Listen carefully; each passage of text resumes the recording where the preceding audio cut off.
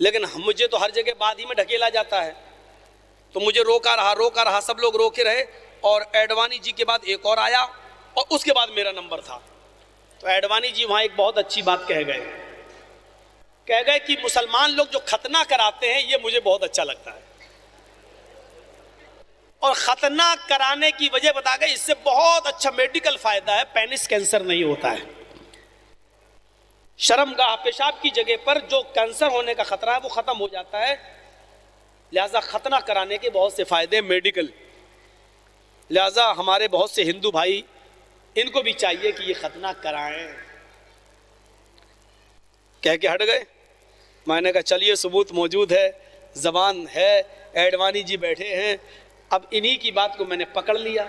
और उस जमाने में हम थोड़ा सा खुल के ज्यादा बोल देते थे, अकल कम थी, उस वक्त नाबालिग था, अब बालिग हो गया हूं। अगर नाबालिग ना होता तो बाल ठाकुरे को इतना उल्टा सीधा बोलता, लेकिन क्या करें, कम अकल थी मेरी, समझाने वाला नहीं था। अब तो बहुत बड़े बड़े समझाने वाले, असगर साहब मेरे पीछे लगे रहते हैं, ऐसा नहीं बोलेगा, आज भी बोले है, उल्टा सीधा बोल के नहीं आएगा, आज भी बोले हो मुझको, और फिर भी हम अपनी आदत से मजबूर हैं, क्या करूं, निकल जाता। अब एडवाणी जी बेचारे वहां बोल के चले गए। जब बोल के चले गए, उनके बाद एक और बोला, उसके बाद मेरा नंबर आया। मैंने कहा एडवाणी जी बहुत अच्छी बात कही है आपने, लेकिन आपने ये बात कही है कि मुसलमान लोग जो खतना कराते हैं ये बहुत अच्छी चीज़ है। आपको ये कहना चाहिए कि मजहब इस्लाम के अंदर जो खतने का हुक्म दिया गया ये बहुत अच्छी चीज़ है, लेकिन आप मुसलमानों का खतना कराना अच्छा कह सकते हैं, लेकिन इस्लाम की तारीफ नहीं कर सकते। मुसलमान खतना इसलिए कराता है क्योंकि इस्लाम ने हमें हुक्म दिया है, लेकिन आप इस्लाम की तारीफ नहीं कर सकते। हमने कहा एडवाणी जी आपने लोगों को मशवरा दिया, बहुत अच्छा मशवरा दिया कि हिंदू भाई भी खतना करा लें, लेकिन ये कराएंगे नहीं। मैं आपको एक मशवरा देता हूं, हमारे नबी जब देखते थे साहबा कोई अमल नहीं कर रहे हैं तो आप पहले उस अमल को खुद कर लिया करते थे। सहाबा देखते थे नबी कर रहे हैं तो वो भी करना शुरू कर देते थे। वो हदिये के जानवर जब लेकर गए और वहां नहीं जाने दिया, मक्के में नहीं पहुंचने दिया, तो आपने फरमाया रोज साहबा रोजे से थे, फरमाया कि तुम रोजा तोड़ लो। है? रोजा तोड़ लूं? कोई पानी नहीं पी रहा है, अल्लाह के रसूल की आंखों में आंसू हैं, मेरे सहाबियों देखो ये लोग जो है पानी नहीं पी रहे हैं, ये लोग रोजा नहीं तोड़ रहे हैं, जबकि मैंने हुक्म दिया है। हजरत उमर फारूक मशवरा देते हैं, अल्लाह के नबी आप खुद पानी पी लीजिए, आपको देखकर ये खुद पानी पी लेंगे, रोजा तोड़ देंगे। फरमाया उमर तुम मशवरा अच्छा देते हो। अल्लाह के रसूल ने पानी का गिलास उठाया और पी लिया। नबी को देखा पानी पीते हुए तो सारे सहाबा ने पानी पी लिया और सारे सहाबा ने रोजा तोड़ लिया। नबी देखते थे ये अमल नहीं कर रहे हैं तो आप खुद अमल करने लगते थे। हमने कहा हमारे नबी पहले खुद करते थे, बाद में सहाबा को हुक्म देते थे। आप अगर चाहते हैं कि हिंदू भाई पेनिस कैंसर से बच जाएं, शर्मगाह के कैंसर से बच जाएं, तो एडवाणी जी आप खुद ही खतना करा लीजिए, पहले ये सब करा लेंगे। और जो इतना बोला मैं, तो एडवाणी जी है, मुझे तुम कौन होते हो सिचुएशन देने वाले, मशवरा देने वाले, ये मेरी पर्सनल लाइफ है, मैं कराऊं या ना कराऊं। मैंने कहा बिल्कुल सही कह रहे हैं आप, आपकी पर्सनल लाइफ है, लेकिन आप जब मशवरा दूसरों को दे रहे हैं तो पहले आपको भी तो उस पर अमल करना चाहिए। आप दूसरों को तो अच्छाई की तरफ दावत दे सकते हैं, लेकिन आप वो काम क्यों नहीं करना चाहते? बोले बाद में आओ, चाय पियेंगे, वहां बैठ के बात करेंगे, यहाँ क्यों ये सब मसला छेड़ रहे हैं? फिर उसके बाद मैंने मंत्री पढ़ना शुरू कर दिया। वाच भूप्रति प्रेमला माया मत विशारदा तब देवो महाराज मम दसत्व मागिता मर्मोच्छिष्ट समंजियात तथा तपश्य भोनिर इति श्रुतवा तथा दृष्टा परम विस्मय मागिता चतुर्विभ्रात्र में देव कृष्यामी कलक्ष्यम भवन्तो बांधव देवा स्वाशना उत्तरश्यता शरम शुरुधारी सदूषका उच्चलापी लिंगच्छेदीन सर्वभक्षो मतो मम्मा मुस्ले ने संस्कारा। मुंह देख रहा है मेरा एडवाणी जी। मैंने कहा भविष्य पुराण है, किताब आपकी है एडवाणी जी, आपकी किताब कह रही है आखिरी नबी इस दुनिया में जब आएगा तो लंबी दाढ़ी रखेगा, लंबी दाढ़ी रखेंगे और दाढ़ी में गांठ नहीं लगाएंगे। हमने कहा यहाँ कितने पंडित बैठे गांठ लगाए हुए, ये हमने कहा आपकी किताब कह रही है लंबी दाढ़ी रखेंगे लेकिन दाढ़ी में गांठ नहीं लगाएंगे। सदूषका सर के बाल अगर छिलाएंगे तो चोट ही नहीं रखेंगे। हिंदू लोग पूरा बाल छिला के थोड़ा सा छोड़ देते हैं, उसको टिक्की बोलते हैं, कहीं कहीं चोटी बोलते हैं। उनका अकीदा शंकर भगवान की चोटी से गंगा जमुना निकली है। ये गंगा जमुना वो कहते हैं शंकर जी की चोटी से निकली है। तो वो पूरे बाल छिलाएंगे तो चोटी नहीं रखेंगे, चोटी के दुश्मन होंगे, चोटी पूरे बाल छिलाएंगे, चोटी नहीं रखेंगे। शर्मशुरुधारी सतुशका, लंबी दाढ़ी रखेंगे, गांठ नहीं लगाएंगे, चोटी नहीं रखेंगे, उच्चालापी, घंटा नहीं बजाएंगे बल्कि आलाप करेंगे, जबान से बुलाएंगे। आज मंदिरों में घंटा बजाया जाता है, लेकिन आलाप करेंगे यानी इबादत के लिए बुलाएंगे तो जबान से बुलाएंगे। और अजान देंगे, क्या देंगे? अजान, अस्मल्लाम इल्लल्लाह मित्रा वरड़ो इल्लल्लाम। ये अल्लाहु अकबर की बिगड़ी हुई शक्ल नहीं दिख रही है। अस्मल्लाम इल्लल्लाह मित्रा वरड़ो इल्लल्लाम, इल्लल्ले मित्रा वरड़ो इल्लल्ले इल्लल्लाम। आप तो सुन के चले जाओगे, हमसे पूछो कैसे याद किया ये हमने। इल्लल्ले मित्रा वरड़ो इल्लल्ले इल्लल्लाम, मोहम्मद रसूल रख बरस अस्मल्लाम इल्लल्लाह इल्लल्ले मित्रा वरड़ो इल्लल्ले इल्लल्लाम। अल्लाह उपनिषद में ये मंत्र मौजूद है। अस्मल्लाम इल्लल्लाह मित्रा वरड़ो इल्लल्लाम, अल्लाहु अकबर की बिगड़ी हुई शक्ल, इल्लल्ले मित्रा वरड़ो इल्लल्ले इल्लल्लाम, अशहदु अल्ला इलाहा इल्लल्लाह की बिगड़ी हुई शक्ल, मोहम्मद रसूल रख बरस अशहदु अन्ना मुहम्मद रसूलुल्लाह की बिगड़ी हुई शक्ल। वो आलाप करेंगे, अर्थात ये जुमले बोल बोल कर लोगों को इबादत की तरफ बुलाएंगे, भक्ति की ओर बुलाएंगे। और आगे के जुमले में सब कुछ कह दिया। लिंग छेदीन, मोहम्मद के अंतिम ऋषि के मानने वाले, लास्ट मैसेंजर के मानने वाले, कल की अवतार के मानने वाले, अंतिम महासंदेष्टा के मानने वाले, खतना कराने वाले होंगे। लिंग छेदीन, खतना कराने वाले होंगे। मैंने कहा अडवाणी जी सब मुसलमानों को देख लो, मोहम्मद साहब के मानने वाले सब खतना कराते हैं, अंतिम ऋषि के मानने वाले खतना कराने वाले होंगे। लिंगच्छेदीन। तो कहता कि मना किसने किया है आपको? हमने कहा आपने मशवरा दिया तो कराना पड़ेगा आपको, आप कराइए, अच्छी चीज है, फायदे की चीज है। हम लोग इसलिए खतना कराते हैं क्योंकि मोहम्मद साहब ने कहा, और आपकी किताब कह रही मोहम्मद साहब के मानने वाले खतना कराने वाले होंगे। चांद के 2 टुकड़े करेंगे, चंद्रमा के 2 टुकड़े करने वाला होगा अंतिम महर्षि। हमने कहा चांद के 2 टुकड़े करने वाला कोई और नहीं है, एडवाणी जी चांद के 2 टुकड़े करने वाला अगर कोई गुजरा है तो वो मोहम्मद रसूलुल्लाह, जिन्होंने उंगली का इशारा किया और चांद 2 टुकड़ों में बट गया। बाहर से आने वाले लोगों ने गवाही दी कि मैंने अपनी आंखों से देखा चांद के 2 टुकड़े हुए। और इसी को भविष्य पुराण के अंदर प्रतिशत प्रो के 25वें खंड के 25वें अध्याय के अंदर कहा गया, वाज भूपरती प्रेमड़ा माया मत विशारदा तब देवो महाराज ममदा सब तो मांगिता। राजा भोज मोहम्मद साहब से मुलाकात करने के लिए गए। जब उन्होंने भारत के अंदर, हिंदुस्तान के अंदर चांद के 2 टुकड़े देखे, चंद्रमा को 2 टुकड़ों में बटा हुआ देखा, उन्होंने अपनी किताबों में पढ़ रखा था चंद्रमा चांद के 2 टुकड़े करने वाला अंतिम ऋषि होगा।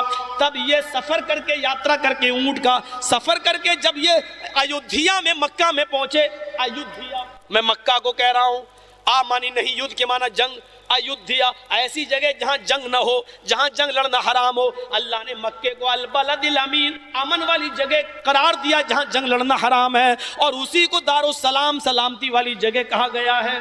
तो राजा भोज भारत से अयोध्या गया। आपकी किताब कह रही भारत से अयोध्या गया, क्या मतलब है? यानी भारत में अयोध्या नहीं है। आपकी किताब में लिखा है कि भारत से अयोध्या गया, वरना यह होना चाहिए था कि दिल्ली से अयोध्या गया। लेकिन भारत से अयोध्या गया का मतलब यह है कि अयोध्या भारत में नहीं है, अदर कंट्री है, अदर मुल्क है, अदर कंट्री है। जब वो अदर कंट्री गए, मक्के में गए, वहां लोगों से पूछा कि चांद के 2 टुकड़े किसने किए, तो लोगों ने बताया नराशंस। नराशंस ने, मोहम्मद साहब को नराशंस के नाम से जाना गया। नराशंस के माना भी होते मोहम्मद, नर के माना आदमी, नर मादा ये तो चलता ही है। नर के माना आदमी और आशंस के माना जिसकी बहुत प्रशंसा तारीफ की जाए। नर आशंस ऐसा मर्द जिसकी बहुत तारीफ की जाए। मोहम्मद हमद से बना है और मोहम्मद ऑब्जेक्ट है जिसकी सबसे ज्यादा तारीफ की गई हो। नराशंस जिसकी सबसे ज्यादा तारीफ की जाए, मोहम्मद जिसकी सबसे ज्यादा तारीफ की गई हो। तो नराशंस यानी मोहम्मद का नाम बताया गया। चांद के 2 टुकड़े किसने किए? राजा भोज ने पूछा, मक्के के लोगों ने बताया कि नराशंस ने यानी मोहम्मद ने। तब वो मोहम्मद साहब के पास आए और कहने लगे नमस्ते। गौर से पढ़िए भविष्य पुराण। राजा भोज ने अपने दोनों हाथ जोड़े और मोहम्मद साहब से मुलाकात करते वक्त जो जुमले कहे वो आज भविष्य पुराण में मौजूद है। नमस्ते गिरजानाथ मरुस्थल निवासिने बहु माया पर्वतिने। गौर से देखिए एक एक जुमले को। नमस्ते, चूंकि हर बुजुर्ग हस्ती के सामने झुका जाता था इसलिए नम के माना सर झुकाना और आस्था मानी सामने, आपके सामने मैं सर झुका रहा हूं। नमस्ते यानी हाय हाय मोहम्मद साहब, हाय ईश्वर की तरफ से निमंत्रण लेकर दावत लेकर आने वाली हस्ती, आपको मैं आदाब पेश कर रहा हूं, आपको मैं मुबारकबाद पेश करता हूं। नमस्ते गिरजानाथ। हाय बुजुर्ग शख्सियत, बहुत बड़ी महान शख्सियत, नमस्ते गिरजानाथ। मरुस्थल निवासिने, मरुस्थल में निवास करने वाले, रेगिस्तान के इलाके में पैदा होने वाले, मरुस्थल कहते हैं रेगिस्तान को। हाय रेगिस्तान में जन्म लेने वाले। कौन नहीं जानता कि मोहम्मद रसूलुल्लाह का जन्म उसी सहारा में उसी रेगिस्तानी इलाके में हुआ है जहां आज भी ऊंट को रेगिस्तान का जहाज करार दिया जाता है। मरुस्थल निवासी ने, हाय मरुस्थल में निवास करने वाले, हाय रेगिस्तान में रहने वाले, बहुमाया पर्वत ने, बहुत सी माया में पर्वत होने वाले, बहुत सी माया में पर्वत होने वाले यानी बहुत से मौजिज़े दिखलाने वाले, चांद के 2 टुकड़े करने वाले, एक गिलास दूध को 116-117 सहाबा को पिलाने वाले, बहुमाया पर्वत ने, बहुत सी माया में प्रकट होने वाले, मौजिज़े दिखलाने वाले। आपकी शरण में आया हुआ ये गुलाम आपका गुलाम है, आपका दास है। क्या आप ही ने चांद के 2 टुकड़े किए? फरमाया हाँ। कहा मोहम्मद साहब मैं अपनी किताब में पढ़ा हुआ हूं कि अंतिम ऋषि आखिरी नबी जब इस धरती के ऊपर आएगा तो वो चांद के 2 टुकड़े करेगा। मैंने देखा भारत में चांद के 2 टुकड़े हैं, हुए हैं, तो किसने किए पूछता हुआ आप तक आया और मेरी दारुल मलेक धर्म में हो गई, अर्थात मैं ईमान ले आया, मैं मुसलमान हो गया। मोहम्मद साहब ने कहा अच्छा किया, तुम मुसलमान हो गए हो, तुमने इस्लाम कबूल कर लिया। कहने लगा राजा भोज, इस्लाम कबूल करने से पहले, दारुल मलेक धर्म में आने से पहले मुझे कुछ सवाल करना है, 1-2 क्वेश्चन का आंसर दे दीजिए ताकि इत्मीनान कल्ब हो जाए, हृदय को संतुष्टि हो जाए, मुतमईन हो जाऊं मैं। आपके पिता का क्या नाम है? मोहम्मद साहब ने कहा मेरे पिता का नाम है नहीं, पूछो क्या नाम था? राजा भोज ने कहा आपके पिता कब स्वर्गीय हुए, कब इंतकाल किए? मोहम्मद साहब ने जवाब दिया, उवाज भू परती प्रेम ला माया मत, बड़े प्रेम से माया मत। मोहम्मद ने जवाब दिया, उवाज जवाब दिया। क्या जवाब दिया? मेरे जन्म से, मेरे पैदा होने से 6 महीने पहले, मेरे जन्म से 2 महीने पहले, मेरे जन्म लेने से 2 महीने पहले मेरे बाप स्वर्गवासी हो गए, यानी देहांत कर गए, इंतकाल हो गया। राजा भोज ने कहा मेरी किताब में भी यही लिखा हुआ है, अंतिम ऋषि के इस दुनिया में जन्म लेने से पहले उसका पिता 2 महीने पहले देहांत कर जाएगा। ये सब भविष्य पुराण में आज भी मौजूद है। आज भी ये सब आसाराम को देखना चाहिए, अगरचे जेल में है तब भी देखना चाहिए। पता नहीं ईमान कब नसीब हो जाए। बाबा राम रहीम ने मुरीद तो बहुत बना लिए लेकिन किताब नहीं पढ़ पाए बेचारे। सुने, मेरी चिंता छोड़ दीजिए, जेल में जाना तो मेरी आदत हो गई है। अब जब भी मैं जेल में जाता हूं लोग पूछते कहां आए हो, मैं कह देता हूं ससुराल। उसको छोड़ दीजिए, वो मेरी एक आदत सी हो गई है। आप अपनी चिंता करो, अगर मेरी तकरीर आपको सख्त लग रही हो तो फिर मैं छोड़ दूंगा, तो आप परेशानी में मत आइए। मैं तो फिर जाने वाला हूं, जाता आता रहता हूं, कोई मसला नहीं है मेरे सामने। इस मरतबा थोड़ा सा लंबे टाइम तक रहा, वैसे इतने दिन रखते नहीं, वो खुद नहीं रखते हैं, खुद नहीं रखते, अंदर से जल्दी भगाते, भागो। क्यों? उधर भी हम तबलीग करना शुरू कर देते हैं, उधर भी लोग अहले हदीस होना शुरू हो जाते हैं, ताबीज़ करना शुरू कर देते हैं। काम पूछता जेलर क्या काम करना जानते हो? मैंने कहा काम तो कभी मेरे बाप ने भी नहीं किया। नहीं, काम तो करना पड़ेगा। मैंने कहा नमाज पढ़ाता हूँ, बच्चों को पढ़ाता हूँ, मदरसा चलता। बोला बस बस बस बस यही काम करो। तो उधर भी नमाज पढ़ाने की ड्यूटी मिलती है, खुतबा देने की ड्यूटी मिलती है। अल्लाह का शुक्र, आज तक जितनी जेलों में गया हूँ काम नमाज पढ़ाने का ही मिला, अल्हम्दुलिल्लाह, काम खुतबा देने का मिला। और यही हमारा सब कुछ है। दिलों की दुनिया बदलना हो तो खुतबों से बदली जा सकती। इन्नल बयान लसहर, अल्लाह के नबी ने कहा बयान ही तो जादू होता है, बयान ही तो जादू होता है। मैं जी न्यूज के पास गया हूं, एबीपी न्यूज के पास गया हूं, मैं बड़े बड़े टीवी चैनलों के पास गया हूं। मैंने कहा ये मोदी के चमचों को बिठा लेते हो डिबेट के लिए, मुझे बिठा लो, एक दिन मुझे लाओ, तलाक पर बहस हो, किसी भी चीज पर बहस हो, एक दिन मुझे लाकर बिठा दो। कहने लगा नहीं तुम्हें नहीं लाऊंगा। क्यों? कहा कि सब हंगामा हो जाएगा, हंगामा हो जाएगा पूरे। एबीपी न्यूज ने कहा, जी न्यूज वालों ने कहा हंगामा हो जाएगा, तुम्हें नहीं बिठा लूंगा। क्यों? तो हमने कहा फिर उनको लेके आते हो जिनको पहले से सवाल समझा दिए जाते हैं, और वो अपनी तैयारी पहले करके आते हैं कि मुझसे ये पूछा जाएगा, मुझे इसका जवाब ये दे। मैंने कहा आप किसी पर भी बहस कर लीजिए, किसी पर भी डिबेट कर लीजिए, आप बंदे हिंदुस्तान में रहना है तो बंदे मातरम कहना, चलो आओ मैं डिबेट करने के लिए तैयार हूं, आओ भारत माता, भारत को माता कहो, चलो पहले डिबेट कर लो, अगर हार जाऊं माता कहना शुरू कर दूंगा, चलो आओ। एक ही सवाल करूंगा, अगर ये माता थी तो तुमने दो टुकड़े क्यों करे? पहले ये बताओ। पहले तो पाकिस्तान भी हिंदुस्तान का हिस्सा था, कोई अपनी अम्मा के टुकड़े करता है? एक सवाल करूंगा भागे फिरेंगे सब एकदम, हमको लाया ही नहीं जाता डिबेट के लिए। जी न्यूज वाला कर रहे हैं तुम्हें नहीं लाऊंगा, क्यों? बवाल हो जाएगा, तुम तो ऐसे ही बोलोगे, भारत के दो टुकड़े, अपनी अम्मा के दो टुकड़े तुम करो, माँ हम कहें, काटो तुम, कतल तुम करो, अम्मा हम कहें। वो जानता है, चीख चीख के थक गया हूं, मुझे लाओ डिबेट पे, नहीं लाते। तलाक के मसले पर नहीं लाए, हमको नहीं लाएंगे साहब। क्यों? नहीं नहीं, वो जमीयत उलमा ने मना कर दिया, इसको मत लाना, इसको मत लाना। सुनने की क्षमता होनी चाहिए, हम सुनते हैं कि नहीं? कितनी गालियां सुनी हमने, कितनी गालियां, हमसे ज्यादा शायद जमाते अहले हदीस के किसी मौलवी ने गालियां सुनी हो। हमसे ज्यादा कोई एक मौलवी बता दो जो जेल की सलाखों में गया हो, और गया हूं तो अल्हम्दुलिल्लाह आमीन के लिए गया हूं, रफुल दैन के लिए गया हूं, एक अल्लाह की तौहीद के लिए गया हूं। ये तो नबियों की सुन्नत रही, हम चले गए तो क्या हो गया? कोई फर्क नहीं पड़ता। मेरे भाइयों सुनो, कितनी बड़ी बात कही राजा भोज ने। और मेरी किताब में लिखा है कि मोहम्मद साहब, मैं बहक जाता हूं, इधर उधर पहुंच जाता हूं, लेकिन आऊंगा वहीं। मेरी किताब में भी यही लिखा हुआ है, अंतिम महर्षि, अंतिम संदेष्टा के पिता 2 महीने पहले ही, उसके जन्म से पहले ही देहांत कर जाएंगे। अब ये बताइए कि आपकी माँ का क्या नाम है? मोहम्मद साहब बोले कि मेरी माँ का भी नाम क्या है मत पूछो, बल्कि ये पूछो क्या था। कहा अच्छा ये बताओ कि उनका देहांत कब हुआ, उनकी मृत्यु कब हुई? मोहम्मद साहब ने जवाब दिया, मोहम्मद साहब, बार बार इसलिए कह रहा हूं क्योंकि मोहम्मद साहब उनकी किताबों में लिखा है।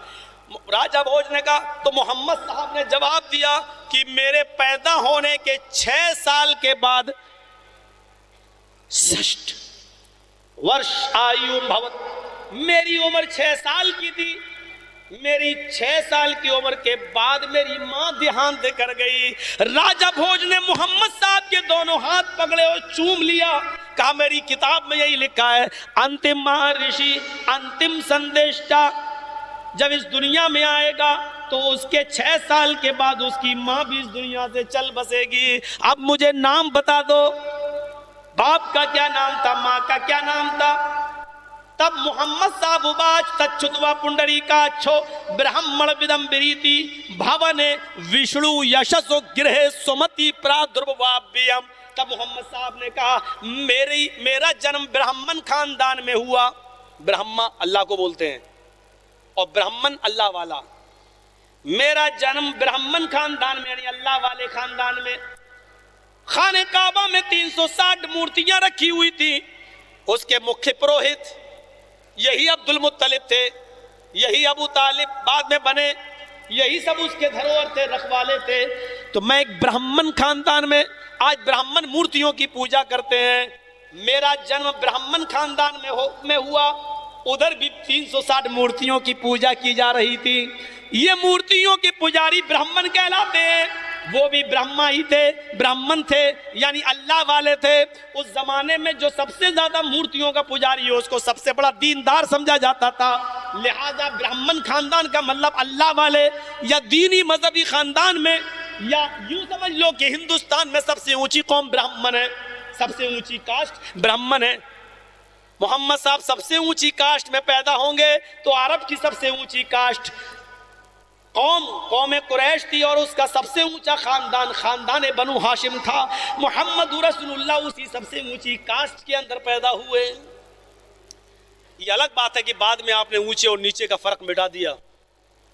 नबी बनने के बाद आपने कहा कोई ऊंचा नहीं, कोई नीचा नहीं।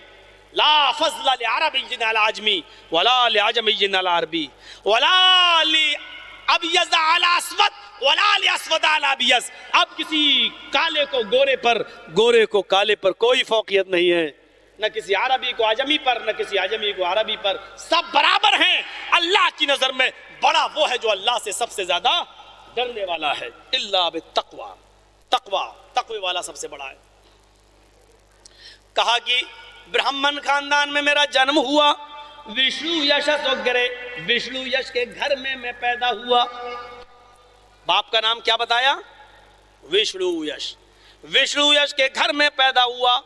सुमति प्रादुर्भाव्यम, सुमति के पेड़ से जन्म लिया। मेरी मां का नाम सुमति है। राजा भोज ने ये नाम सुना। मोहम्मद साहब बता रहे हैं कि मेरे बाप का नाम विष्णु यश और मां का नाम सुमति, तो फौरन ईमान ले आया। विष्णु अल्लाह के नामों में से एक नाम, ब्रह्मा, विष्णु, शिव। अब उसको कहते विष्णु। विष्णु को विष्णु ना कहने लगे लोग, विष्णु कह लो या विष्णु। ब्रह्मा, विष्णु, शिव ये अल्लाह के नाम है। ब्रह्मा मानी पैदा करने वाला, ब्रह्मा मानी ब्रह्मांड का रचयिता और रचनाकार, दुनिया का बनाने वाला, और विष्णु मानी पालने वाला, और शिव मानी मौत देने वाला। तो विष्णु पालने वाला ये अल्लाह ही है। दुनिया का बनाने वाला अल्लाह, मारने वाला अल्लाह, पैदा करने वाला खालिक अल्लाह। तो विष्णु के माना खालिक, विष्णु के माना विष्णु, अगर उसको उस माना में ले तो खालिक, पैदा करने वाला। तो अल्लाह के नामों में से एक नाम है विष्णु। और यश के माना बंदा, यश के माना भक्त। विष्णु यश या विष्णु यश क्या माना होगा? अल्लाह का बंदा। मोहम्मद रसूलुल्लाह के बाप का क्या नाम था? अब्दुल्ला। क्या माना हुआ? अल्लाह का बंदा। अब्द मानी बंदा, अल्लाह मानी अल्लाह। अब्दुल्ला अल्लाह का बंदा। माँ का नाम सुमति, सुंदर, मति अमन वाली, मति शांति वाली, खूबसूरत और शांति वाली। मोहम्मद रसूलुल्लाह की माँ का नाम क्या था? आमिना, अमन वाली, शांति वाली। कितनी जबरदस्त पेशीन गोई। मौलाना जर्जीस की घड़ी में इस वक्त 10:44 हो रहे हैं। चैलेंज देता हूं 10:44 पर भी भविष्य पुराण के अंदर आज की 18 तारीख 18 मार्च को भी ये जुमले लिखे हुए हैं। और अगर हिंदू भाई की किताब में ये जुमले ना लिखे हों तो जिस चौराहे पर लेकर कत्ल करना चाहो कत्ल कर दो, फांसी के फंदे पर लटकाना चाहो लटका दो। और अगर ये जुमले मिल जाएं तो उस विष्णु यश के बेटे को, उस सुमति के लाल को, उस ब्राह्मण खानदान में आने वाले महामत को, नराशंस को, अहमद को, कल्की को, और दूसरे अल्फाजों में मोहम्मद को तुम भी अपना रसूल मान लो। बस इतनी सी बात। प्यार का संदेश है, प्यार की दावत है। डॉक्टर जाकिर नाइक को तो तुमने जीने नहीं दिया, भेज दिया बाहर। अब उनकी ड्यूटी हम ही को निभाना पड़ेगी। और मौलाना जर्जीस को हिंदुस्तान से बाहर करना इतना आसान नहीं। हमने तो जेलों को अपनी ससुराल बना लिया। कितने दिन बंद करोगे? नहीं बेच पाओगे। करो। हमसे अगर कोई पूछेगा जेल में तुम्हारी आखिरी तमन्ना क्या, मैं कहूंगा लाइव टेलीकास्ट दिखाओ सबको, पूरी दुनिया को। अरे भाइयों, कितनी बड़ी षड्यंत्र, कितना बड़ा साजिश, कितनी बड़ी साजिश रची गई। एनआईए क्लीन चिट दे रही है, सीबीआई क्लीन चिट दे रही है, बंबई की आईबी क्लीन चिट दे रही है, तमिलनाडु का जज क्लीन चिट दे रहा है, साफ कह रहा है कि आसाराम और बाबा रामदेव की संपत्ति जब्त क्यों नहीं की जा रही है। आश्रम में रेप करते हैं और इनकी संपत्ति जब्त नहीं हो, जो उन्नति शांति का संदेश दे रहा है उसकी संपत्ति जब्त कर रहे हो। मैं खुद सुनता हूं डॉक्टर जाकिर नाइक के लेक्चर, मुझे तो कोई आपत्तिजनक बात नहीं सुनाई दी। कितना बड़ा तमाचा है मोदी के गाल पर। मौलाना साहब मोदी का नाम न लो, क्यों, मेरा बाप लगता है क्या? कितना बड़ा तमाचा है मोदी के गाल पर। इंटरपोल ने भी क्लियर कर दिया है कि कोई सबूत नहीं मिला, फिर भी हम आह भी करते हैं तो हो जाते हैं बदनाम, और तुम कत्ल भी करते हो तो चर्चा नहीं होता। एक मुकदमा चल रहा है, मोदी को तुमने झूठा कहा, ये कोई मुकदमा है? नागपुर में बोला क्या क्या, मोदी को झूठा कहा, मुकदमा चला, 2 दिन जेल में गई, जमानत हुई, अब ये केस चलेगा। अब मैं साबित कर दूंगा झूठा है ही। उसका वकील कहेगा कि कहां है झूठ, मैं कहूंगा इसने कहा था कि नहीं हर आदमी के खाते में 15-15 लाख जाएंगे, कहां गए, दिखाओ कहां गए। मैंने इसीलिए तो कहा था, मैं सबूत दे दूंगा, मेरा वकील दे देगा। तुमने कहा था कि मुझे प्रधानमंत्री नहीं चौकीदार बनाओ, मैं इस देश की चौकीदारी करना चाहता हूं। तुम चौकीदार थे, फिर माल्या, विजय माल्या कैसा पैसा लेके भागा? चौकीदार क्यों सो रहा था? नीरव मोदी क्यों भागा? चौकीदार सोता रहा। मुझे वो हसास चौकीदार चाहिए जो कभी उमर इब्ने अब्दुल अजीज का वक्त हुआ करता था, कभी हजरत उमर फारूक हुआ करते थे। उमर फारूक का बच्चा बाहर खेल रहा है, 6 साल की 5 साल की उम्र है, बैतुल माल के कैशियर खजांची हजरत अबू मूसा अशअरी है, झाड़ू लगा रहे हैं, 1 दिरहम पड़ा हुआ मिल गया। 1 दिरहम का मैं क्या करूं, पता नहीं किसका गिर गया है ये दरवाजे पर। ये छोटे छोटे बच्चे खेल रहे हैं, सबके हाथों में टॉफियां हैं, खाने पीने की चीज है। एक 5 साल का बच्चा बेचारा दोनों हाथ खाली है, और अमीरों के बच्चों को देख रहा है कि वो खा रहे हैं, लेकिन इसके पास खाने की कोई चीज नहीं है।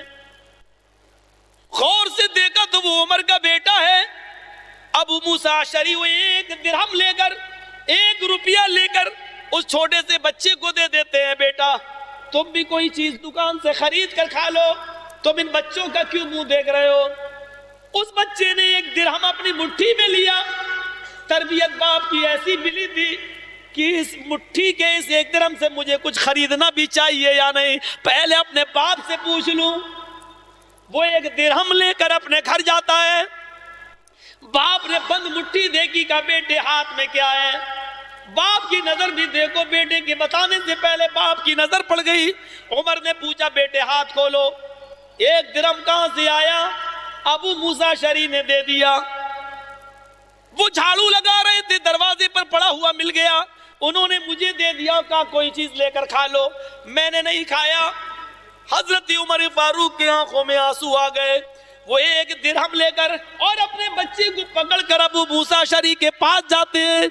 वो 1 दिरहम अबू मूसा अशअरी के सर पे इतनी तेज मारते हैं कि अबू मूसा अशअरी कहते हैं कि मुझे लग रहा था कि मेरा सर कहीं न फट जाए। कहा कि 1 दिरहम तुमने मेरे बेटे को कैसे दे दिया? का सबके बच्चे खा रहे थे, आपका बच्चा मुंह तक रहा था, मुझे दरवाजे पर पड़ा हुआ मिला, मैंने उठाकर इसको दे दिया, पता नहीं किसका होगा, ये कुछ खा लेगा, भूखा था। फरमाया आए अबू मूसा, क्या जहन्नम में ढकेलने के लिए और जहन्नम में दाखिल करने के लिए तेरी नजर उमर के बच्चों पर ही पड़ी थी, उमर के खानदान पर ही पड़ी थी, उमर के घर वालों पर ही पड़ी थी, तेरी नजर में कोई और नहीं था। जहन्नम में भेजने के लिए तेरी नजर उमर और उमर के बैत पर, उमर और उमर के बच्चों पर पड़ी थी, उमर के घर वालों पर पड़ी, तुझे कोई और नहीं मिला। ये 1 दिरहम बैतुल माल में जमा कर देता, अगर बाद में कोई दावेदार आता तो उसको दे देता, वरना सारे मुसलमानों की अमानत में इसको भी दाखिल कर देता, तुझे कोई और नहीं मिला।